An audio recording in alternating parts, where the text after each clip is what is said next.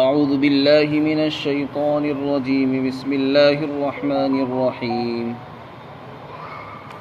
إنما الحياة الدنيا لعب وله وإن تؤمنوا وتتقوا يؤتكم أجوركم ولا يسألكم أموالكم إن يسألكموها فيحفكم تبخلوا ويخرج أضغانكم ها أنتم هؤلاء تدعون لتنفقوا في سبيل الله فمنكم من يبخل ومن يبخل فإنما يبخل عن نفسه والله الغني وأنتم الفقراء وإن تتولوا يستبدل قوما غيركم ثم لا يكونوا أمثالكم۔ اور دنیاوی زندگی تو کھیل اور تماشا ہے، اور اگر تم ایمان لاؤ گے اور تقوی اختیار کرو گے اللہ تم کو تمہارا اجر اور بدلہ ضرور ادا کرے گا،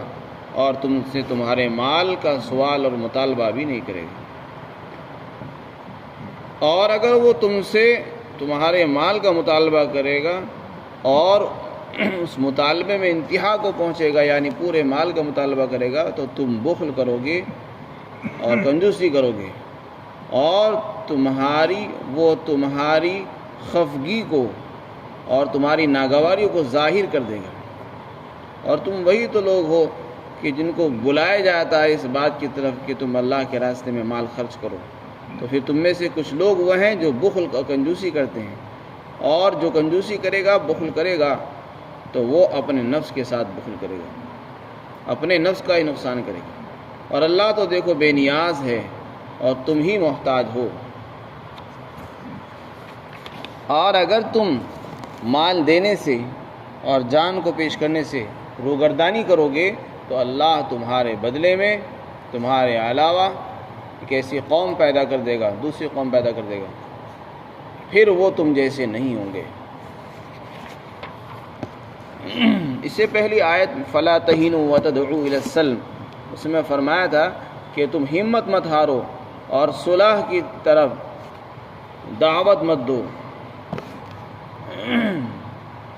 اس آیت کریمہ میں صلح کرنے سے منع کیا گیا تھا۔ مسلمانوں کو حکم یہ ہے کہ جب تم جہاد کر رہے ہو مسلمانوں کی فلاح اور محبوب کامیابی کے لیے، تو ہمت نہیں ہارنی چاہیے۔ جب ارادہ بلند ہے ہمت بھی بلند ہونی چاہیے، کام اونچا ہے ارادے اور ہمت بھی بلند ہونی چاہیے۔ تو جہاد سے پیچھے ہٹنے کے لیے اور صلح سے ممانعت اللہ تعالیٰ نے منع فرما دی کہ صلح اگر اس غرض سے ہو رہی ہے کہ ہمت اور بزدلی کی وجہ سے ہو تو پھر وہ جائز نہیں ہے۔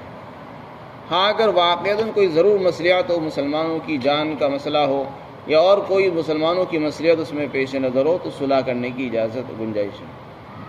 صرف بزدلی دکھانے کے لیے ہمت ہارنے کی وجہ سے صلح کرنے کی اجازت نہیں ہے۔ فرمایا کہ دیکھو ہمت کرو، اللہ کی مدد تمہارے ساتھ ہوگی اور اللہ تمہارے اعمال کو ضائع نہیں کرے گا، نہ تمہارے اجر کو گھٹائے گا۔ تو انسان جو صلح کی پیشکش کرتا ہے اس کی دو وجہ ہوتی ہے، ایک تو بزدلی اور کم ہمتی، اس سے منع کیا گیا، اور انسان جہاد سے پیچھے ہٹتا ہے اور صلح کرنے کی پیشکش جو کرتا ہے اس کی دوسری وجہ مال کی محبت ہوتی ہے۔ مال کی محبت کے اندر اپنی جان کی محبت، گھر والوں کی محبت، مال و دولت کی محبت سب آ جاتی ہے۔ یعنی ایک انسان جہاد سے بچ رہا ہے صرف اس بنیاد پر کہ اگر میں جہاد میں جاؤں گا میری جان چلی جائے گی، بچے یتیم ہو جائیں گے، بیوی بیوہ ہو جائے گی، گھر اجڑ جائے گا، تو اپنے جان مال کاروبار کی محبت میں، دنیا کی محبت میں جہاد سے پیچھے ہٹتا ہے اور اس کے لیے صلح کی پیشکش کرتا رہتا ہے۔ بعض مرتبہ ایسا بھی ہوتا ہے کہ دشمن کی طرف سے مسلمانوں کو جہاد سے روکنے کے لیے مال کی پیشکش ہوتی ہے کہ دیکھو تم جہاد نہ کرو تمہیں اتنا مال ملے گا، لالچ دیا جاتا ہے، رشوت دی جاتی ہے، تو وہ بھی دنیا کی محبت ہی ہے۔ تو فرمایا چاہے کوئی بھی صورت ہو مال کی محبت کی، مال کی محبت میں آ کر جہاد کو ترک مت کرو اور صلح کی پیشکش میں مت آؤ۔ صلح ایسے فاسد اور غلط نیتوں کی وجہ سے نہیں کی جا سکتی۔ صلح اگر کرنی ہے تو اس میں مسلمانوں کا نفع، مسلمانوں کی مصلحت کو دیکھا جائے گا، اپنی ذاتی رائے کو، اپنی ذاتی فائدے کو نہیں دیکھا جائے گا۔ اس میں اللہ تعالیٰ نے اصلاح فرمائی کہ دیکھو کوئی بھی پیشکش کرے تمہارے سامنے مال کی، دولت کی، سونے چاندی کی، حکومت کی، وزارت کی، عہدوں کی بھی پیشکش کر سکتے ہیں کہ تو بس تم جہاد نہ کریو، ہم تمہیں عہدہ دیں گے، ہم تمہیں بڑا بنا دیں گے، ہم تم کو یہ دے دیں گے۔ تو فرمایا کہ دیکھو یہ جو مال ہے، دنیا جو ہے یہ کھیل اور تماشا ہے، کھیل اور تماشے سے زیادہ اس کی کوئی حقیقت نہیں ہے۔ اور دنیا میں تم کو جو لالچ دیا جا رہا ہے، جس کی محبت میں اگر تم جہاد جیسی عظیم الشان عبادت کو چھوڑ رہے ہو، اس مال کی حیثیت کچھ نہیں ہے، یہ فنا ہونے والی ہے، آج ختم نہیں ہوگی تو کل ہو جائے گی۔ تو اگر تم نے اس کی محبت میں اگر جہاد کو چھوڑا اور صلح کر لی تو کیا فائدہ؟ اس سے تمہارا کوئی فائدہ ہونے والا نہیں ہے، کیونکہ اگر یہ دنیا اب نہیں چھوٹی تو کل کو پھر بھی چھوڑنی ہے۔ تو اس لیے کبھی مال کی محبت میں آ کر آخرت کے نفع کو ضائع مت کرو، اور مال کی محبت آخرت کے نفع پر غالب نہیں آنی چاہیے۔ جب اللہ نے کہا کہ دیکھو تمہیں جہاد پر جو اللہ کی طرف سے انعامات ملنے والے ہیں وہ بہت زیادہ ہیں، لہذا ان پر جو ہے اس کو ترجیح نہیں دینا، نہ دنیا کی محبت ان پر غالب آنی چاہیے۔ اس میں مسلمانوں کی اصلاح فرمائی گئی، اور یہ فرمایا کہ دیکھو مال و دولت کی بات تو ایسی ہے، تم ایمان لاؤ، ایمان پر جمو، تقوی اختیار کرو، اللہ نے جن چیزوں سے روکا ان سے بچتے رہو۔ مال کیا، اللہ تمہیں اس سے زیادہ اجر و ثواب عطا فرمائے گا، اور اتنا دے گا کہ تم شمار بھی نہیں کر سکتے۔ یؤتیکم اجورکم، تمہارا اجر و ثواب، تمہارا جتنا بدلہ ہوگا سب اللہ دے دے گا، اور دیکھو دے کر تم سے لیا بھی نہیں جائے گا واپس۔ پہلے زمانے میں یہ ہوتا تھا، جہاد ہوتا، جہاد میں مسلمانوں کو فتح ہو جاتی تو دشمن کے مال حاصل ہو جاتے تھے،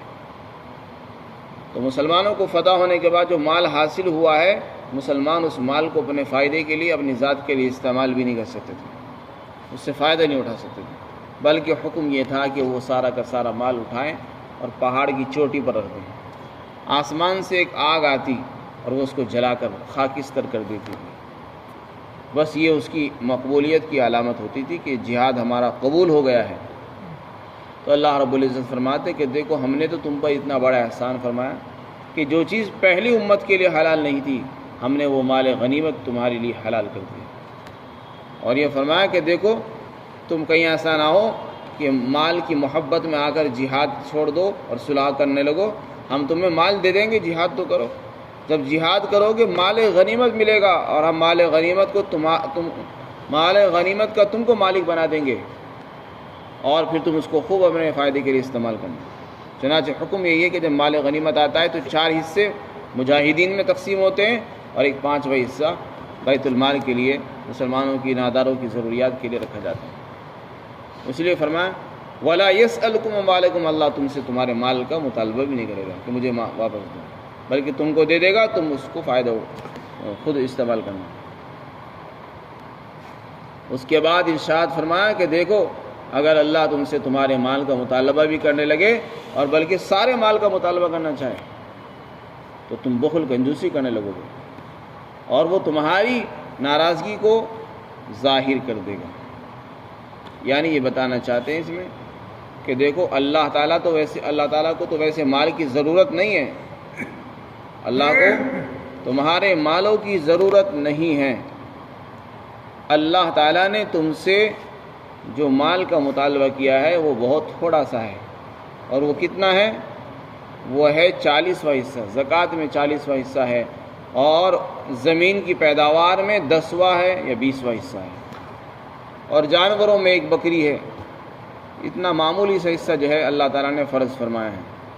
سارے مال کا اللہ تعالیٰ مطالبہ نہیں کرتے، نہ تمہارا سارا مال لینا چاہتے ہیں، اور اگر مال سارا لینے پر آ جائے تو تم دینے کے وقت ناگوار ہو جاؤ گے، تم کو دینا ناگوار ہو جائے گا، برا لگے گا،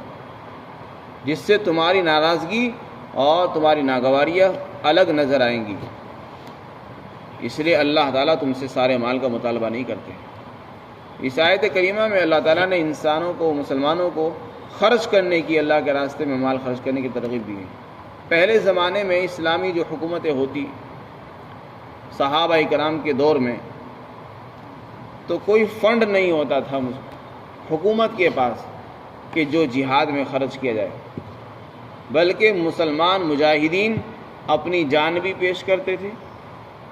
اور اپنے پاس سے مال بھی پیش کرتے تھے۔ جہاد کے لیے چندہ ہوتا، اپنے ہی پاس سے ہتھیار لے کر آتے، گھوڑا سواری کا انتظام خود کرتے تھے، اپنے کھانے کا بھی انتظام خود کرتے اور اپنی جان بھی پیش کرتے تھے۔ اس وقت کا جہاد اور آج کے جہاد میں بہت فرق ہے۔ اس میں اپنی جان تو پیش کرتے ہی تھے، ساتھ ساتھ سارے انتظام خود کرنے پڑتے تھے۔ تو اس لیے مسلمانوں کو اس وقت حکم یہ تھا کہ جہاد میں اللہ کے راستے کے لیے خرچ کرو، اور خرچ کرنے میں بہت معمولی مقدار کا مطالبہ ہوتا ہے۔ مسلمانوں کو ترغیب دی جا رہی ہے کہ دیکھو اللہ تعالیٰ تم سے سارے مال کا مطالبہ نہیں کرتے، اور اگر کرنے لگے تو تم کو ناگوار ہوگا۔ تو تم تو وہ لوگ ہو جن کو اللہ تعالیٰ بلاتا ہے کہ تم اللہ کے راستے میں خرچ کرو، لیکن تم میں دو طرح کے لوگ ہو جاتے ہیں کہ جب ان کو کہا جاتا ہے کہ اللہ کے راستے میں دو، تو کچھ لوگ تو کنجوسی کرتے ہیں، اور جو کنجوسی کرے گا دیکھو وہ اپنا ہی نقصان کرے گا، کسی کا نقصان نہیں کرے گا۔ اللہ تعالیٰ اس میں اصلاح فرمانا چاہتے کہ اللہ تعالیٰ جو تم سے مال کا مطالبہ کر رہا ہے وہ کوئی اپنے فائدے کے لیے نہیں، بلکہ اللہ تعالیٰ تمہارے ہی فائدے کے لیے مال کا مطالبہ کرتے ہیں، اس لیے کہ اللہ تعالیٰ کو تمہارے مال کی ضرورت نہیں ہے، اللہ بے نیاز ہے۔ وہ جہاد میں تم سے جو مال کا مطالبہ کرتا ہے وہ تمہارے فائدے کے لیے، تاکہ تم کو اس کا انعام دے، اجر اور بدلہ دے، لیکن تم کنجوسی کرتے ہو۔ تو کنجوسی کر کے اللہ کا کچھ نقصان نہیں ہوگا، بلکہ تم اپنی ذات کا نقصان کرو گے، ورنہ اللہ بے نیاز ہے، تم سب اللہ کے اجر و ثواب کے محتاج ہو۔ اس کے بعد مسلمانوں کو حکم دیا ہے کہ دیکھو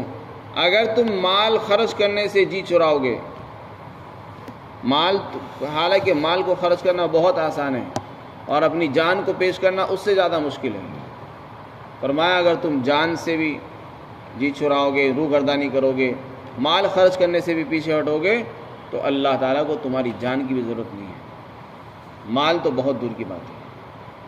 اگر تم اپنے وجود کو بھی بچانا چاہو گے تو اللہ تعالیٰ تمہارا محتاج نہیں ہے۔ اللہ تعالیٰ کو جب تک اپنا دین زندہ رکھنا ہے دنیا میں، اسلام اور دین اسلام کو جب تک اللہ تعالیٰ کو منظور ہوگا باقی رکھنا، اللہ تعالیٰ اس دین کو زندہ رکھنے کے لیے تمہارے علاوہ دوسری قوم پیدا کر سکتے ہیں، اور ایسے لوگ پیدا کرے گا جو تم جیسے نہیں ہوں گے، نہ وہ سستی دکھائیں گے نہ کاہلی دکھائیں گے، بلکہ وہ ہمت کے ساتھ فرما برداری کے ساتھ کام کریں گے۔ اس میں بھی اصلاح فرمائی گئی ہے کہ کوئی آدمی اگر اللہ کے راستے میں مال خرچ کر رہا ہے تو وہ یہ نہ سوچے کہ میری وجہ سے ہی دین کا کام ہو رہا ہے، بلکہ اللہ تعالیٰ کو نہ تمہارے وجود کی ضرورت ہے نہ تمہارے مالوں کی ضرورت ہے۔ اگر تم کر رہے ہو تو تم اپنے فائدے کے لیے کرتے ہو، اگر نہیں کرو گے تو اللہ دوسرے لوگوں کو پیدا کر دے گا۔ جب یہ آیت کریمہ نازل ہوئی تو حضرات صحابہ اکرام نے عرض کیا رسول اللہ ایسی کون سی قوم ہوگی، ایسی کون سی قوم ہوگی جو ہم سے بھی بہتر ہوگی اور وہ فرما برداری کرے گی؟ تو آپ صلی اللہ علیہ وسلم نے حضرت سلمان فارسی کی ران پر ہاتھ رکھ کے فرمایا کہ یہ اور اس کی قوم۔ حضرت سلمان ایران کے رہنے والے تھے، تو فرمایا کہ یہ اور اس کی قوم کے لوگ ہوں گے، اور فرمایا کہ اگر علم اور ایمان ثریا پر بھی ہوگا، ثریا ستارے پر بھی ہوگا، تو یہ اس کی قوم کے لوگ وہاں سے بھی اس کو اتار لائیں گے۔ چنانچہ حضرات صحابہ اکرام نے تو اپنے دور میں اپنی جان اور مال کا نذرانہ ایسا پیش کیا ہے کہ اس کی کوئی نظیر پیش نہیں کر سکتا۔ انہوں نے کم ہمتی نہیں دکھائی بلکہ پوری ہمت کے ساتھ مقابلہ کیا ہے۔ بعد کے لوگوں میں اگرچہ ہمتیں کم ہو گئی ہے تو اللہ تعالیٰ نے دوسرے لوگوں کو پیدا فرما دیا۔ حضرات علماء نے فرمایا کہ اس آیت کریمہ کا جو مصداق ہے وہ حضرت امام ابو حنیفہ اور ان کے ساتھی ہیں۔ حضرت امام سیوطی رحمۃ اللہ علیہ فرماتے ہیں کیونکہ اللہ تعالیٰ نے ان کے ذریعے سے دین کا بڑا کام لیا ہے، جو دین کی خدمتیں اور جو کارنامے انہوں نے انجام دیے وہ کسی اور نے نہیں دیے، وہ بھی فارس کے رہنے والے تھے۔ تو فارس کے لوگوں نے جو اعجمی ہیں حالانکہ عربی نہیں ہیں، وہ کام انجام دیے ہیں جو اور دوسرے لوگوں نے بھی انجام نہیں دیے۔ تو اس لیے اللہ تعالیٰ فرماتے کہ دیکھو اگر تم لوگ روگردانی کرو گے تو اللہ تمہارے علاوہ ایک ایسی قوم پیدا کر دے گا کہ تم جیسے بھی نہیں ہوں گے۔ اللہ تعالیٰ ہم سب کو عمل کی توفیق نصیب فرمائے۔